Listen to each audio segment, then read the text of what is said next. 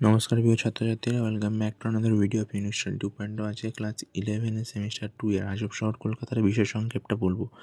বিষয় সংক্ষেপ: কলকাতা শহরে রাস্তার মধ্যে চলাকালীন প্রবল বৃষ্টি নামলে মুস্তাফা আলী ঢুকে পড়েছিলেন এক ফরাসি বইয়ের দোকানে। যে কলকাতায় বাংলা বই বিক্রি কম হয়, সেখানে এমন ফরাসি বইয়ের দোকান দেখে অবাক হন প্রাবন্ধিক।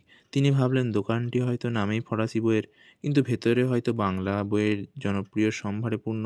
অথচ অবাক হয়ে দেখলেন সবই ফরাসি ভাষার বই, বাঙালিদের মতোই এলোমেলো করে সাজানো। সাজানোর পর্যায়ক্রমিক বিন্যাস না জানা থাকলে পছন্দের বই পাওয়া ভারী শক্ত। বইয়ের দোকানটি যে ফরাসি মহিলা, তার বান্ধবীকে ফরাসি মেমসাহেব দোকানটির দায়িত্ব সামলাতে দিয়েছেন। ফরাসি ভাষা ও সাহিত্যের প্রচারের আশায় মেমসাহেবের নির্দেশে ভাঙা ভাঙা ফরাসি ভাষায় প্রাবন্ধিক কথাবার্তা শুরু করলেন।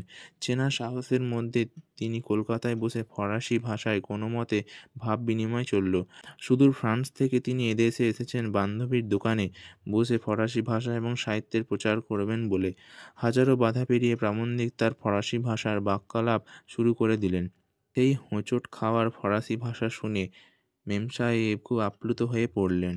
ভারতবর্ষে দাঁড়িয়ে মাতৃভাষার মনের ভাব প্রকাশ করতে পেরে মেমসাহেব খুশি। প্রাবন্ধিকের ফরাসি বলার অনেক ভুল তিনি নিজ গুণে মার্জনা করে নিলেন আনন্দে।